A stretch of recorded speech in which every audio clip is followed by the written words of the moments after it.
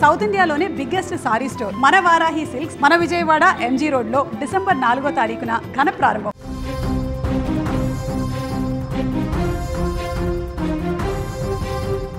పుస్తకాలు పట్టుకోవలసిన చేతులు కత్తులు పట్టుకున్నాయి. భవిష్యత్తును నిర్మించుకోవలసిన విద్యార్థులు బజారు రౌడీలలా మారుతున్నారు. కాలేజీ క్లాస్ రూమ్లో ఉండవలసిన వాళ్ళు జైలు గదుల పాలవుతున్నారు. చిన్న చిన్న గొడవలకే ప్రాణాలు తీసేదాకా వెళ్తున్నారు. హైదరాబాద్ పాత బస్తీలో జరిగిన ఒక ఘటన ఇప్పుడు తల్లిదండ్రులను స్థానికులను ఆందోళనకు గురిచేస్తోంది. గాలిపటం దారం మాంజా కోసం స్నేహితుడి కడుపులో కత్తి దింపిన దారుణ ఘటన ఐఎస్ సదన్ పరిధిలో జరిగింది. హైదరాబాద్ పాత బస్తీలోని ఐఎస్ సదన్ పోలీస్ స్టేషన్ పరిధిలో ఈ యొక్క దారుణం చోటు చేసుకుంది. కేవలం గాలిపటం దారం విషయంలో మొదలైనటువంటి చిన్న గొడవ కత్తులు దూసుకునే వరకు వెళ్ళింది.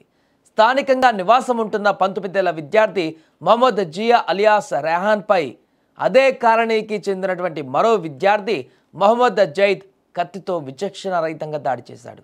మాంజా విషయంలో ఇద్దరి మధ్య వాగ్వాదం జరగడంతో ఆవేశానికి లోనైన జైద్ రెహాన్ను హత్య చేయడానికి ప్రయత్నించాడు. తీవ్రంగా గాయపడిన రెహాన్ను వెంటనే చికిత్స నిమిత్తం ప్రైవేట్ ఆసుపత్రికి తరలించారు. ప్రస్తుతం పోలీసులు కేసు నమోదు చేసి దర్యాప్తు చేస్తున్నారు. ఇటీవల కాలంలో నేరాలు పెరిగిపోవడం, వాటిలో యువత విద్యార్థులు ఉండడం ఆందోళన కలిగించే అంశంగా మారింది. బంగారు భవిష్యత్తు కోసం కాలేజీలకు వెళ్ళవలసిన వాళ్ళు ఇలాంటి ఆవేశపు నిర్ణయాలతో పోలీస్ స్టేషన్లు కోర్టుల చుట్టూ తిరుగుతున్నారు. క్షణికావేశం 2 జీవితాలను నాశనం చేసింది. ఒకరు ఆసుపత్రి పాలు కాగా మరొకరు నేరస్తుడిగా మిగిలిపోయారు. విద్యార్థులు ఇలా కత్తులు దూయడం పైన స్థానికులు తీవ్ర ఆందోళన వ్యక్తం చేస్తున్నారు. చిన్న చిన్న తగాదాలను హింసతో పరిష్కరించుకోవాలనుకుంటే చివరకు మిగిలేది జైలు జీవితమే అని ఈ ఘటన మరోసారి గుర్తు చేస్తోంది. ఏదేమైనా కూడా ఈ ఘటన ఒక్కసారిగా సంచలనంగా మారింది. చిన్న వయసులోనే 19 సంవత్సరాల వయసులోనే ఇలాంటి దుర్మార్గానికి పాల్పడడం, అది కూడా గాలిపటం దారం కోసం మొదలైనటువంటి చిన్న వాగ్వాదం ప్రాణాలు తీసేంత దూరం తీసుకువెళ్ళడం కూడా నేటి సమాజంలో యువకులలో పెరిగిపోతున్నటువంటి ఆలోచన ధోరణి, వారిలో పెరిగిపోతున్నటువంటి క్రూరత్వానికి నిదర్శనంగా మారింది. ఇక దీని పట్ల పోలీసులు సీరియస్గా ఉన్నారు. కేసు అయితే నమోదు చేసుకొని పూర్తిగా ఆ యొక్క కత్తితో పొడిచినటువంటి వ్యక్తిని అదుపులోకి తీసుకొని విచారిస్తున్నారు. అలాగే అటు తల్లిదండ్రులను కూడా పిలవడం జరిగింది. ఇరు కుటుంబాలకు సంబంధించి మిగతా వ్యక్తి ఎవరైతే బాధితుడు ఉన్నాడో, కత్తిపోట్లకు గురైనటువంటి యువకుడు ఉన్నాడు, అతన్ని హాస్పిటల్కి తీసుకెళ్ళి చికిత్స కొనసాగిస్తున్నారు. ప్రస్తుతానికి చికిత్స కొనసాగుతుంది. బట్ తల్లిదండ్రులు మాత్రం పూర్తిగా ఈ ఘటన పట్ల తీవ్ర ఆందోళనతో వ్యక్తం చేస్తున్నారు. ఇంత చిన్న వయసులోనే ఇలాంటి దారుణాలకు పాల్పడేటువంటి పరిస్థితి ఎందుకు వచ్చింది, ఇంత ఉన్మాదం ఇలా పెరిగిపోతుంది ఈ యొక్క పిల్లలకు అనేటువంటి విషయం పైన కూడా వారు ఆందోళన చెందుతున్నారు.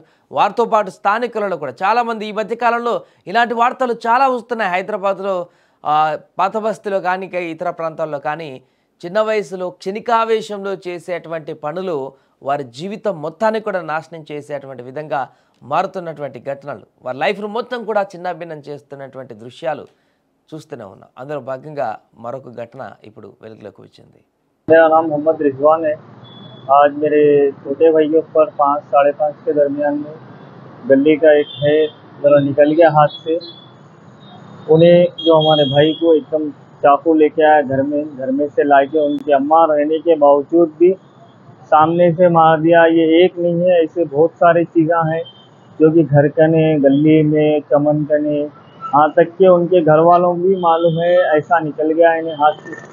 उनके वालिद साहब तक मेरे को फ़ोन करके इतना वो करे, समझाओ करो, लेकिन सुनने वाला हरगिज़ नहीं है। उन्हें उसके ऊपर अच्छे से अच्छा वो करिए और उन्हें एक नहीं 2 नहीं, अब गली में पूछते फिरते जाए उसके भी बारे में, हमारे भाई के भी बारे में। उन्हें जो मारा है वो घर में आया कैसा पहले वो होना, और उन्हें घर में से लेके मारा कैसा। मामूली सी पतंग के मांझे के वास्ते हुई बोल रहे हैं, लेकिन वो बात नहीं है। बच्चा होश में नहीं है, वो होश में रहता तो नहीं बोलता नहीं करता था। जो उन्हें मारा अंदर से ले गया कि वो आया कैसा, चाकू से मारा हो।